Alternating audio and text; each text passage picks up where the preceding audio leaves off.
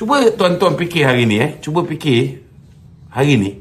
Kenapa Muhyiddin beria sangat nak jadi Perdana Menteri? Kenapa hari ni dia sanggup belanja ke tuan-tuan? Muhyiddin ni tak hidup masin, tuan-tuan. Tapi tengok berapa banyak dia belanja untuk TikTok, berapa banyak dia belanja untuk influencer, berapa banyak dia belanja untuk poster-poster dia besar-besar. Kenapa, tuan-tuan? Nak selamatkan tengkuk dia, nak selamatkan menantu dia. Dia nak jadi Perdana Menteri balik untuk apa? Supaya tak jadi kluster mahkamah. Tapi dia tak ada tengkuk. Kalau dia nak elakkan daripada jadi kluster mahkamah, sedangkan dia sekarang ni masih ada lagi 195 juta tuduhan di bawah Akta SPRM dan juga AMLA. 195 juta. Saudara, dia nak dapat kuasa untuk apa? Dia nak dapat kuasa supaya dia boleh salah guna kuasa dan kes dia itu dia boleh DAA, discharge amounting to acquittal. Digugurkan. Dia nak gugurkan kes dia. Saya nak tanya, kalau lepas ini, kalaulah na'udzubillah min zalik, saudara, Muhyiddin dapat jadi Perdana Menteri, agak-agak tuan-tuan kes dia gugur tak? Gugur. Gugur tak, tuan-tuan? Lu pakai otak lah fikir. Takkan lah tak boleh faham. Dia nak kuasa untuk apa? Supaya dia boleh gugurkan kes dia.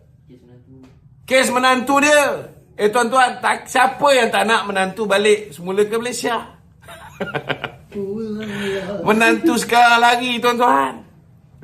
Bukan main dia cerita moral apa dah. Cerita moral apa? Bawa balik dulu menantu hang tu.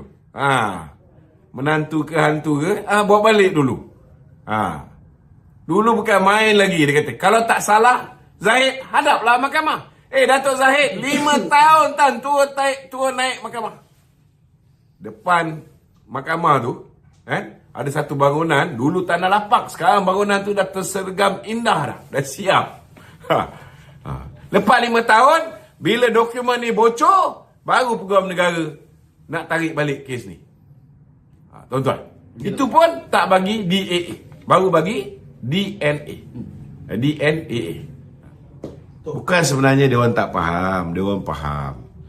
Cuma kena tahulah, kalau dia orang mengiyakan pembebasan ke atas Datuk Seri Zahid ini, apa modal politik yang dia orang ada untuk melanyak kerajaan perpaduan ni? Apa modal dia orang ada nak lanyak Datuk Seri Anwar Ibrahim? Tak ada modal. Main tunggang agama, gagal. Dia tunggang agama macam mana pun, dia kata dia boleh menang besar 6 buah negeri. Dapat 3 je negeri yang sedia ada. 3 lagi dia tak dapat tawan. Betul tak? Dia main isu 3R. Dia hina raja sehina-hinanya. Sampai keturunan Sultan Selangor pun dihinanya. Dia menang di Selangor, lingkup. Sama juga dengan isu apa ni, Melayu ni. Dia takutkan orang tentang DAP ni. Berjaya tak membuatkan mereka ni dapat kuasa? Tak berjaya. Gagal. Nak tunggang apa pula lepas ni? Sekarang nak tunggang apa? Azmi. Sekarang dia ada modal tu. Sekarang dia ada modal, dia pertikaian. Kenapa sekarang baru dapat tahu baru nak ni? Mana? Yang ni pasal kes Zahid ni kan. Nak buat macam mana? Lepas 4 tahun baru bocor. Cuba kalau awal-awal tu dah bocor. Kalau ketika zaman Tommy Thomas tu dah bocor, belum tentu Tommy Thomas ni tak ada kemaluan, tak ada rasa malu. Betul tak? Silat-silat Tommy Thomas sendiri yang menggugurkan kes ni. Sebab dah bocor. Orang dah tahu bahawa kes ni tak ada kes. DPP 7 orang DPP dan 5 orang IO kata tak ada kes. Kenapa diteruskan? Orang akan tahu bahawa Tommy Thomas teruskan juga atas arahan Mahathir. Eksekutif. Ini selective prosecution, malicious prosecution, berniat jahat, dan juga politically motivated prosecution, bermotifkan politik. Nak lari mana lagi?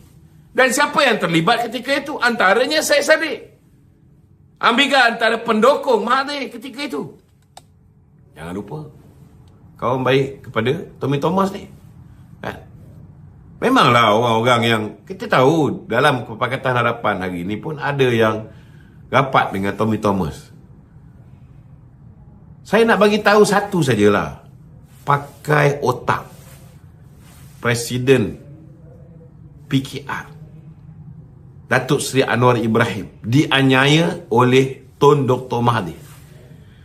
Kalau manusia puaka ni boleh aniaya Tun Dr. Mahathir, korang percaya, takkan korang tak boleh pakai otak, fikir, takkan orang tua puaka yang sama ni tak boleh buat benda yang sama ke atas Datuk Najib, tak boleh buat benda yang sama ke atas Datuk Zahid, atas Datuk Seri Ahmad Maslan, Tan Sri Syahril, Tengku Onan dan yang lain-lain yang tak nak tunduk dengan dia.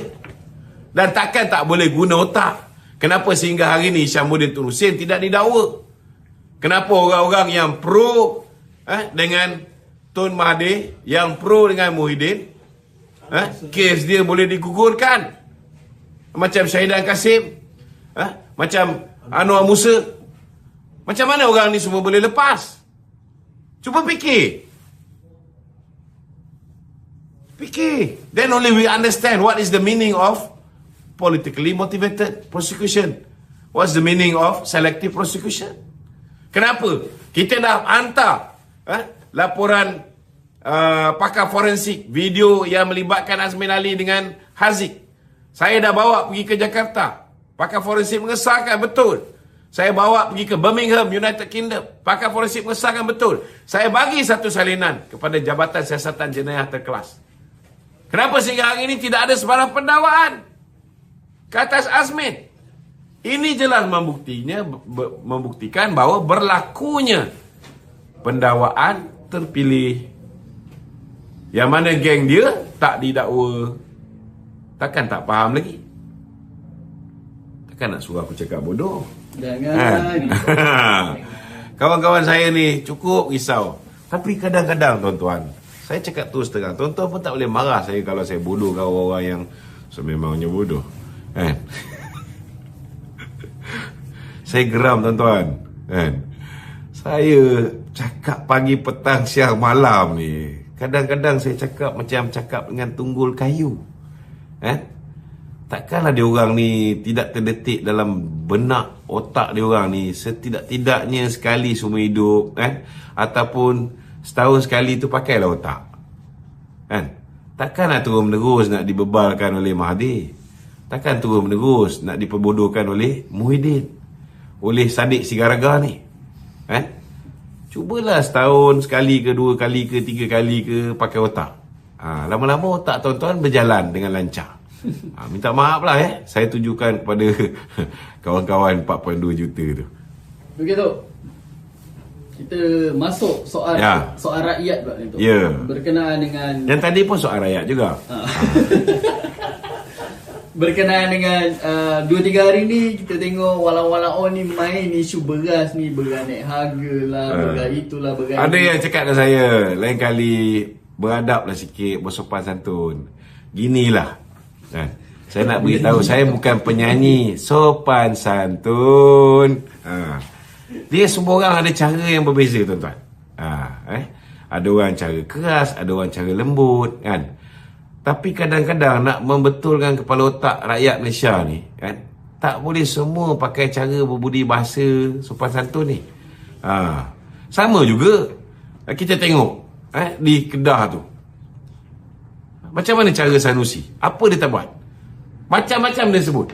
Kepala bapa engkau lah. Kepala bapa hang.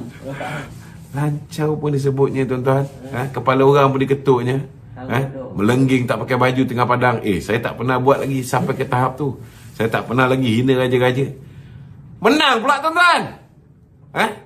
Maknanya saudara, kadang-kadang kena ikut juga Sanusi punya cara ni, supaya betul sikit kepala otak orang yang tak berfikir ni. Letih tuan-tuan cakap seolah-olah macam kita cakap dengan tunggul kayu. Takkanlah langsung tak masuk, tak boleh berfikir. Fikir sikit je. Kalau 10 perkara tu tuan-tuan tak fikir guna otak tu, satu tu fikir pakai otak.